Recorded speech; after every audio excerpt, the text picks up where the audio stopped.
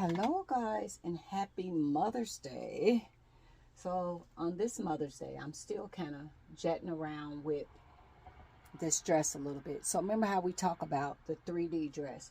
This mannequin is much smaller than this mannequin. So it might look a little loopy, a little off, because this mannequin is probably a 2. And my mannequin for me right here is a 12. But I still have this the window open, my allergies. I still want to go over this draping piece before I take it off, because draping is not something that I've done a lot of, so I'm getting familiar with that. So this is the mannequin that I need, so I just put it on here and kind of give you an idea, so showing y'all how to get these 3D pieces. Okay, so what I did, I took a piece of the fabric, right, and I sewn horsehair onto it. And horsehair is this fabric right here. This is horsehair, okay? So this horsehair I have on here that I have, you'll sew it to the fabric or scrape boning. So that's what I made the red for, because remember we're going to do the red dress also. So that's why I spray painted the red on there. Okay, so what you do, you take the horsehair. It comes in 1 inch, 2 inch. I've seen it in 4 inches, so depending on the size you want. So if you see, like if you just use just the regular horsehair, you see it's kind of, it don't, you know what I mean, it ain't really doing anything. So the point of putting the boning on each side, that's what's going to give this, see that, where you can do these pieces and have these 3D type sleeves on a dress. Okay, so that's how you would do this. Like I said, it's pinned on this mannequin, too small. This fabric, like I said, I bought this fabric from the fabric store a while ago, and a lot of times I'll buy fabric and just do different things. I had used it for a while for like a table throw when I used to do fashion shows and stuff, and I put my product and I use it as a table throw. So I just got it, and you know, I'm practicing more formal dresses, so I'm doing it in this dress. But what I realize is whatever this stuff is, not glitter, I don't know what it is, but the stuff is falling off. And I remember being in my son's house with hardwood floors and wearing an outfit like this, and when you start to lose the stuff, it was implanted in the hardwood and couldn't get it out, because I guess the polyurethane. And I was like, oh my gosh. My son come in the house and said, who is playing in glitter? And the girl said, his girlfriend said, your mama. I said, oh shit. I tried everything to get these speckles out of their floor. I couldn't. So this definitely would be a sample dress, not a dress that I probably will wear nobody's house with no hardwood floors, because it'd be hard to get out. Then I'm thinking if these little speckles get in your car and get to sticking, you know, it'd be hard to get out. So these are sample dresses. So a lot of times I'm troubleshooting to see what I can do and how I can do it. But that's how you'll make these 3D sleeves. So when you want to make these 3D sleeves, you get horsehair and you get sew on boning. And that's what I'm about to do. I'm about to sew this down on, like I said, on each side. And that's how I will be able to make these particular sleeves. And then I could not do it from here. I will have to pin it on another mannequin, but this time I'm getting these 3D sleeves. So that's what I'm doing. So when you want to make these type of 3D dresses, and you want these type of sleeves to be on it, this is what you're going to need. You're going to need sew on boning. You'll need sew on boning and horsehair. And that's how you would do it. So that's what I'm working on today. To all my mothers out there, happy Mother's Day. Hope you're having a awesome Mother's Day. So wanted to say that to you guys. I read a comment, and I was talking to you guys about my son and his accident that he had, and I was concerned as a concerned mother. And when I didn't talk to him, I reached out to his significant other, and I said that we don't really talk a lot, but a lot of times just like you go to work. You might go to work and you might have coworkers you don't get along with or you don't care for. Y'all still got to coexist because a job needs to be done. So a lot of times people got to learn to get out of their feelings and coexist.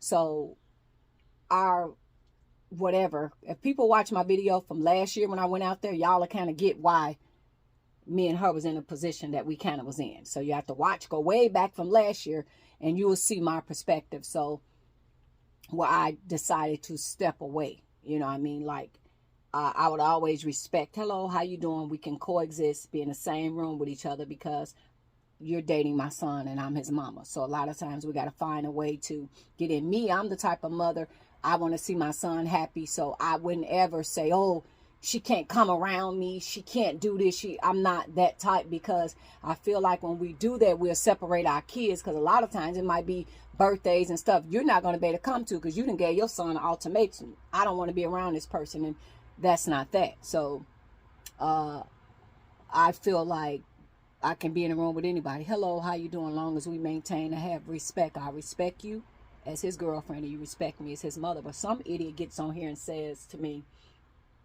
that I act like my son is my man when I said I was looking for him and he didn't answer. My son had a head injury.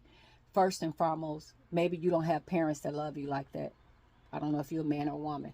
Maybe you have not experienced that type of love. But when a mother cares for her child, I don't care if he's 50 years old, she's still going to look for him, make sure he's okay, make sure she's okay, whether it's, you know, you got a female daughter or son. That's what mothers do.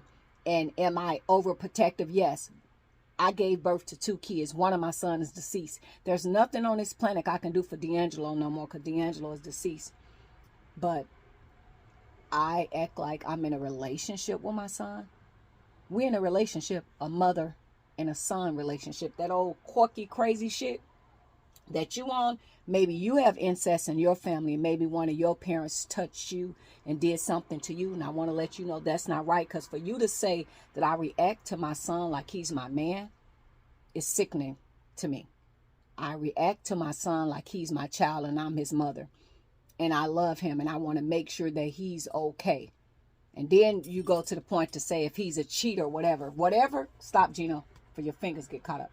Whatever my son do in his relationship, that's his business. It has absolutely nothing to do with me. I have nothing to do with that. I can't control him. I can't dictate this or that. Remember my granddaughter asking me, which one, do I like her mother for my son or do I like the girl he's currently with?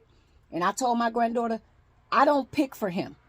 Whoever your daddy decide to be with, that's who your daddy decide to be with. I have no control over that. So don't think, why is you messing up my horsehair? Why did you do that? Why would you unravel my horsehair? Cut it out. Why would you do that? This ain't your toy. Sorry, Gino done took my horsehair and start unraveling it. I'm sorry, but no, I don't pick for him. That's his life. So I learned to stay out of his personal business. But if my son is sick in a situation or anything where he's reaching out to me and he need me as a mother, I'm going to be there. So I'm sorry if you haven't experienced that in a parent. If your parents is not there for you like that, and far as on that other stuff, maybe you've been touched or something inappropriate or something with your parents. But no, what I'm expressing to my son is pure love of a mother and a son. And whatever you want, I'm sorry, but no, this ain't that. But anyway, y'all have a great day. But I was just like, wow, people have a sickening to them. That's sickening to me.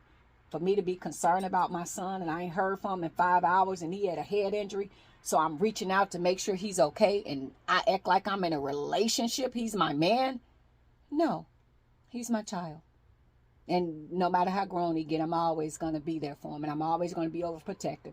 D'Angelo's not here no more. So all the love and energy, I got to put that into my son that's living. Y'all ever see a parent that lose a child and they might have 9 or 7 other kids and they be in a deep depression for the one child they lost. And then the elders will come to them and say, hey, snap out of it.